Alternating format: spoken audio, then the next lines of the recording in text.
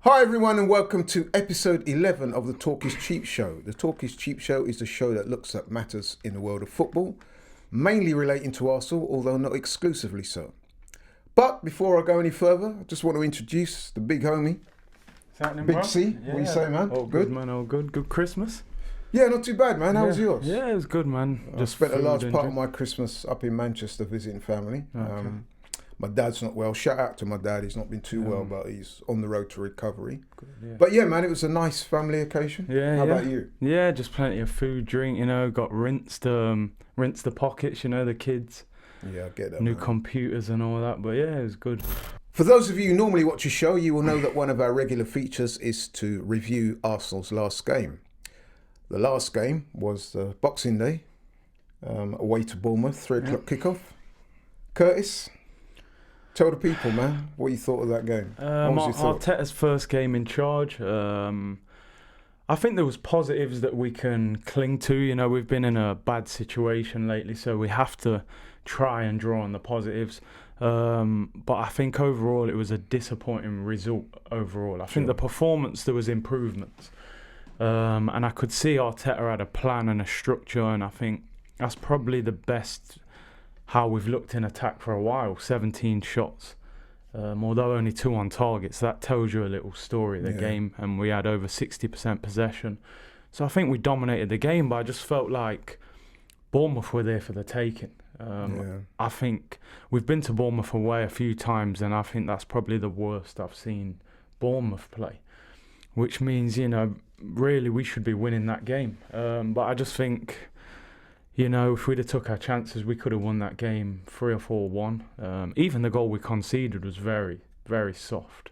So I think a missed opportunity overall, but positives. Yeah, I would agree with you pretty much most of what you said there. I mean, first and foremost, I was looking forward to that game because obviously it was Arteta's first game. And in the lead up to the game, I must say I was impressed with the way he'd handled the press conferences and so. He looked like a man that was relishing being in charge. He spoke well. So I was very keen to see the way the players would respond to him. And it did seem like he got a tune out of them, didn't it? Yeah. Seemed like the energy levels had increased on previous games that I'd seen. Yeah. You're right about the quality. It wasn't... going forward, we looked pretty better. Sharp at times, didn't we? Yeah. We did create some stuff. Ozil had a good game. And yes, I said it. Did you say that? Yeah. I actually said that, man. So all the Ozil fanboys that have been on my case, you can back off a little bit now. So I do give credit where credit's due. Yeah. But yeah. He had a good game. He had a decent game. I heard some people going a little bit over the top, but hey, man, he had a good game. Yeah. And I thought we played well. We didn't look as threatening up front as I would have liked to have. No. I thought Lacazette should have scored. Yeah, Lacazette seems to be coming in for a bit of criticism. I'm a fan of Lacazette, but I've always said I think he's 7 or 8 goals a season short of where he should be. Right. For his ability, you can see when he finishes chances how good he can be. But as we were saying off camera, like the difference between him and Aubameyang at the moment, Aubameyang's just doing it off instinct. That's right. As soon as he gets a chance, he just finishes. Whereas Lacazette seems to be having a touch and thinking about it, and then the chance has disappeared. But it's that C word again, man, confidence. Yeah. Something that we've spoken about on this show quite regularly because it's so appropriate. People look at the way Aubameyang takes his goal, okay, and look at the way Lacazette missed his opportunity, and you'll see there what we're talking about, confidence. When that ball comes to Aubameyang, he's got one thought: he hits it straight away back of the net. Lacazette, when he's through on goal or when he's got a chance, he's looking to take that second touch to try and steady himself and shoot. And by that time, the defenders who were either side of him were allowed to get the tackling. Yeah. And I think he'd done that the previous week as well, hadn't he? Yeah. When he had a similar shot on goal, and the defender blocked it, and that's because he's not as instinctive as he would normally be because he's second-guessing himself a little bit. Yeah. And that, at the top level, is the difference between putting the ball in the net and having it blocked or, having the shot saved. So, I'm a big fan of Lacazette. I like the guy. He always puts in a shift. He's a good player. So I'm feeling a little bit sorry for him at the moment. He needs a little bit of love, which is one thing he doesn't seem to be getting too much of. But I think if they back him, and the manager's got to put the proverbial arm around him and say, "Look, man, I believe in you. Keep going." I reckon the quality is there. You'll come through it. I think the problem you've got again is you saw yesterday Aubameyang was pushed to the left. I know he scored his goal, but I just don't like seeing him play out there. He's too much of a good goal scorer to have him out wide. And then if Lacazette isn't scoring when he's through the middle, then it's like a catch-22 then. Clearly Mikel Arteta's seeking to accommodate the both of them because he feels that it will offer a greater threat up front by having the two in there. And I must admit, I'm in favour of that, to be honest. What about Pepe? What do you think? I mean... No, I was going to come on. I was going to ask you about that, but you beat me to it. Listen, I was disappointed not to see Pepe starting, man. Those words that I just said about Lacazette are applicable to Pepe as well. He needs a manager who's going to put his arm around him and say, "Look, I believe in you. I believe in your talent. It's not quite happened for you yet, but go out there and do your thing." You know what I mean? He needs to be given a couple of games, a good run, and say, "Look." Some people would say he's had that already and he hasn't produced so far. But we've seen fleeting glimpses of brilliance, haven't we? Yeah. The West Ham game. Exactly. In particular, we saw the 2 free kick goals he scored. The man's got ability. No one can deny that. No. So we just need to trust in the guy. You've got to remember he's still young, new to this country, learning new language and learning new systems, getting used to teammates. It's going to take a while.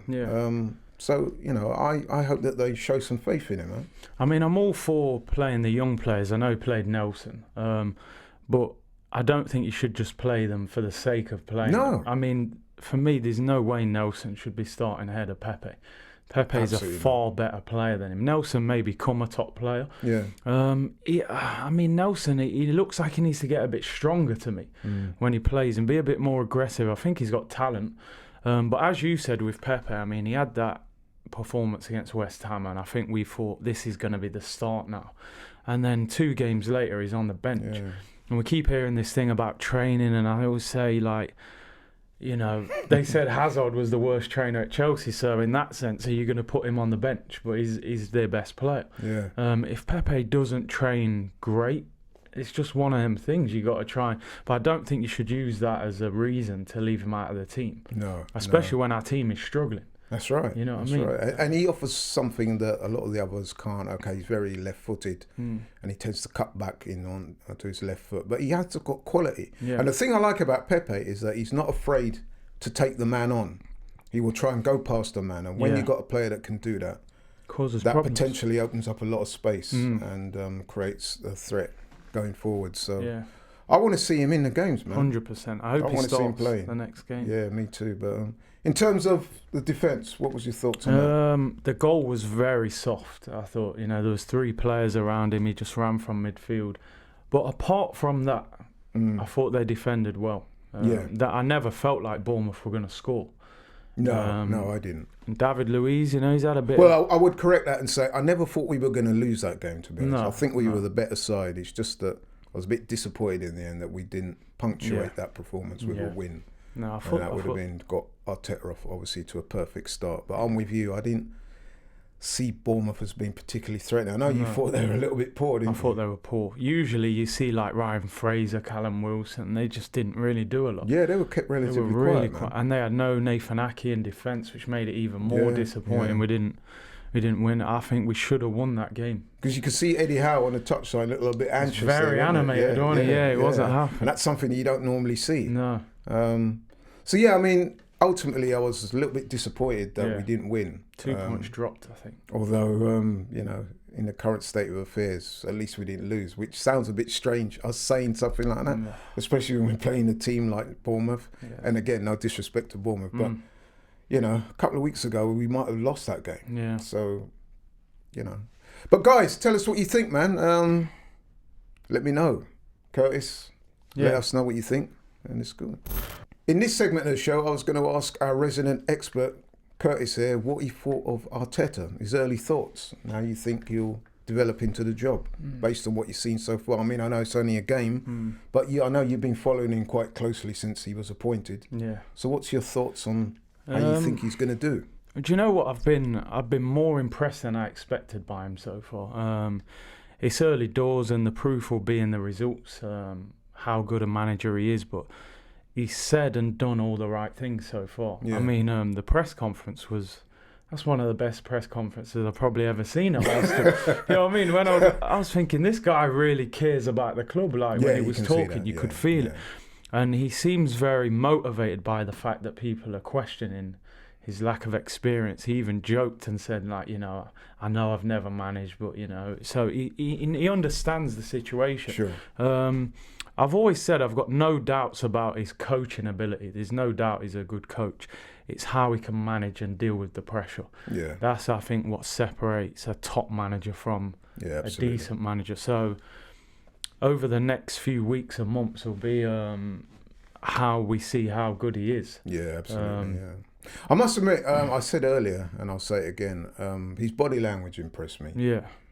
You're right, the press conference he gave was very impressive. He came across as a man that was purposeful, ambitious, and he had a certain presence about him that I liked. And I kind of seen that on the touchline as well against Bournemouth, the way he wasn't just waving his arms around for the sake of it. He seemed to be actually trying to conduct the orchestra, as it were. Yeah. And I think you can see already that the players are warming to him and what he's trying to do, which is good, because I'm sure, as you had seen the previous week, Aubameyang, the captain, his brother, had made a remark that had caught everyone's attention, and it did make you wonder how he would deal with stuff coming through to his first game with that out there, that kind of negativity around that, you know, he's not got the experience and he's going to struggle and so. But early signs were is that he's started well, and Aubameyang actually said after the game how well things have been since he's come in, and he's got a plan, and, you know, that he's uplifted the spirit in the dressing room. So I'm glad Aubameyang done that, because I must admit I was a little bit surprised when his brother had come out with that. As much as I love Aubameyang, I'm not sure his brother should really have made that remark openly anyway. Yeah, because he would know that anything he says is going to have an effect on his brother. So, I mean, to be fair to Willian Aubameyang, he wasn't saying anything that was out of pocket, really. It was true. He was just saying that he's lacking in experience, which we all knew. It's just that I was surprised that he was very open saying with it public, because it creates more pressure. Exactly, it kind of puts the captain under a little bit of pressure. But it's good that he actually come out and made that statement. Defended him. He seems. I mean, I said this before. I think our fan base really have to embrace Aubameyang, because I think he's brilliant. Even when he scored the goal, you look at the way he celebrated with the fans, the passion. That's everything what we want as fans. So, you know, why they don't really celebrate this guy more, I don't understand. You know what? That might be a subject for another day. Yeah. Because is it me, people? But do you feel that Aubameyang, to me anyway, he just doesn't get the love that he should get? No, he doesn't. Really doesn't. This guy, I'm being serious. If it wasn't for this guy's goals, I'd dread to think where this club would be right now. Yeah. 100%. You know what I mean? And like at most other clubs, he would be celebrated, man. Yeah. I mean, look at down the road with their number 9. Look at the way he's fated. Yeah. You know what I mean? And people say things, he only scores tap-ins and things like that. I'm telling you now, playing football, that is the hardest thing to do. Absolutely. Score goals. That's why they get the most money. Bro, when I see some of the comments, both online, and I see certain people at the ground and they're saying certain things about this guy, I'm like, dude, are you serious? Oh. You're out of pocket, man. Because this guy, if it worked for this man's goals, I absolutely dread to think where we would be. And I mean, I must say as well, Bernd Leno at the other end. Yeah, very good. He's been outstanding as well. But Leno does get the love. Yeah. For some reason, Aubameyang doesn't quite get the love. And I don't quite know why, because seriously, man, I mean, I just don't get it. I mean, people talk about Jamie Vardy, right? And I'm a fan of Jamie Vardy in terms of what he does, scoring goals for Leicester. He's a very good player. Very good. And I distinctly recall, I remember last season, he went for a period where him and the then manager, Claude Puel, it would appear they weren't getting on very well. Fast forward to Brendan Rodgers taking over, and then, Jamie Vardy's on Vardy scoring fire. week after week. And I saw an interview, I can't remember on what station it was, but I saw an interview, and they were interviewing Vardy, and they were saying, like, what is the difference in your performances now than it was when you was playing under Claude Puel? And he said very assertively, look, when Claude was there, he expected me to track back and go looking for work and get the ball. He said when Brendan Rodgers come, he said to me, look, I don't want you going too far the other way. Yeah. I want you to stay on the shoulder of the last defender. Cause the problem. midfielder's ball. The midfielder's job is to get the ball to you so you can go and do your thing. And in essence, that is what you need as a striker, innit? You need your midfielders and the rest of the team to give you the ball so you can do your thing. Yeah. People, go and look at some of our games and see Aubameyang literally running around, waiting. Sometimes you'll see him. He'll be saying to the person, look, I want the ball here, and it never comes. Yeah. And the one thing you can't dispute is that this guy scores goals. Yeah. He does what it says on the tin, right? The clue is in the name. He's a striker. He'll score goals. You know what I mean? If you're not giving him the service, it's harder for him to do his job. And yet, for all that, he's still doing his job. And yet, people are saying, "Oh, we should sell him. Yeah. He don't work hard enough." He's there to score goals, people. He's not there to track back. What's your thoughts on it? No, I think Aubameyang's brilliant. I think since probably Van Persie, he was the last top striker we had, but he was only really good at Arsenal for a year or two. Yeah. A lot of the time he suffered with injuries. And during the Giroud period, I was so desperate for us to get a striker with pace who scored 20 plus goals. And this is what we've got now. Yeah. If you look around the Arsenal team, as you said with Leno as well, Leno and Aubameyang are probably the two players you can look at and say, we're fine there. Yeah. They're performing every week. It's other areas of the team that is the rest of the team have been consistently inconsistent. The two areas of the pitch where you can point to people and say, look, this guy's doing his job. Like I said, Bernd Leno in goal, he's been fantastic. Yeah. He's made the odd mistake, but overall he's been excellent. And Aubameyang. So like I said, these people who are saying sell Aubameyang, oh, this and that, I just don't get it. I just don't know where they're coming from. I think he's probably the best player at the club, to be honest. Absolutely. I don't even think that's under dispute, to be honest.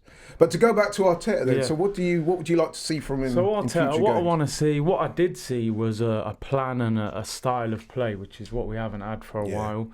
We need an identity. We do, yeah. And I hope he plays football the right way, which I thought even in the game against Bournemouth, I saw an improvement in the way we played. We got the ball to Ozil and we played through the lines quicker. So give us an identity back, start winning games. I think ultimately we've got to try and win the Europa League. I think top four it's going to be very difficult to get that. Yeah, I think pretty much we might have to write that I think off. the fans just need to be patient with him, get behind him. Yeah, it's good that the fans are pretty much, by and large, everyone's behind him, which is great. Yeah, and he's helped that because he's been able to communicate his message. And I think that was one area where Unai Emery got it really badly wrong. He struggled. I mean, I know, like I said previously, that the language would have been an issue, but even so, he just never gave that impression that he was able to communicate his messages through. No. Yeah, people. So, what do we think? He's off to a good start. I mean, okay, we didn't win the game, but we're more than satisfied with it so far. Yeah. Like I said earlier, the fan base seem to be behind him. Yeah, they need to. And let's hope he can kick on from there. I think he will. What about you? Yeah, no, I'm hopeful for the rest of the season. I mean, we have got some tough games coming up, Yeah. which we'll talk about in a minute. Yeah. But yeah, I think by and large, I think things will get better anyway under him. Okay, so people, let us know. What do you think? Arteta, it's very early days so far, but do you think so far he's projecting the right image? Do you think he looks like he knows what he's doing? Do you think he's going to be successful? Let us know. So for our Ops of the Week, this Sunday, Arsenal at home to Chelsea. Big game, big London derby. Yeah. Curtis, my man, tell the people what you think. Do you know what's going to happen? If we turn up and play well, we can beat them. I'm not fearful of Chelsea. It's more how we play. Chelsea are very inconsistent at the moment. You know, they beat Tottenham and then lost to Southampton. Lampard's getting a little bit of pressure put on him now.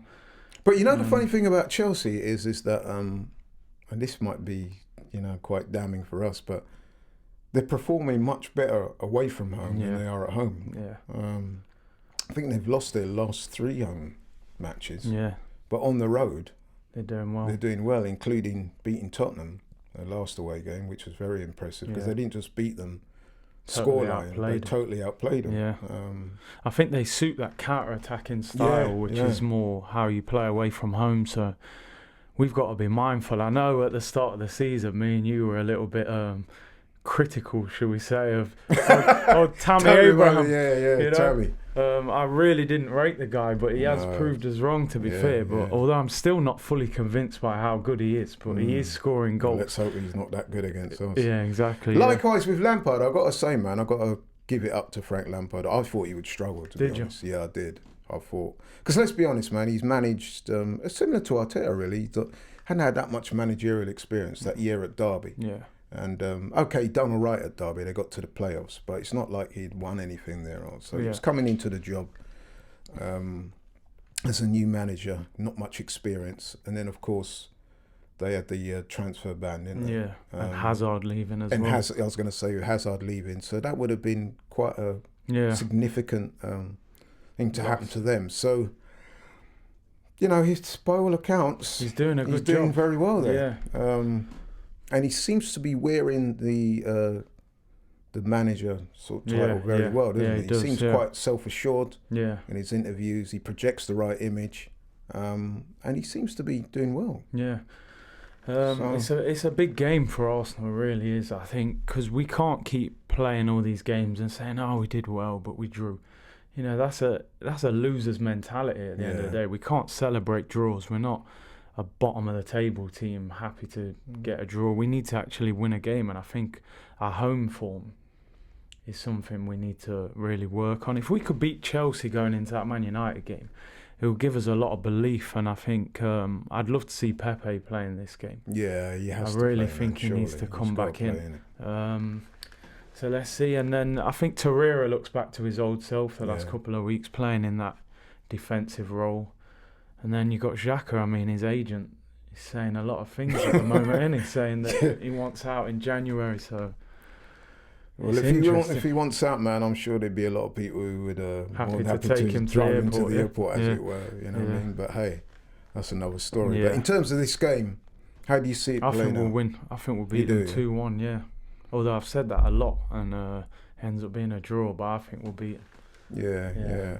You know what? I don't want to pour cold water on it, but I think this could be another draw. Yeah, The reason being is that Chelsea seem to have discovered a formula where they're very good on the road. Yeah. And we're still finding our feet a little bit. Yeah. So I think it could be a 1-1. Close, well-contested game, and I think it'll probably be a 1-1 draw. Yeah.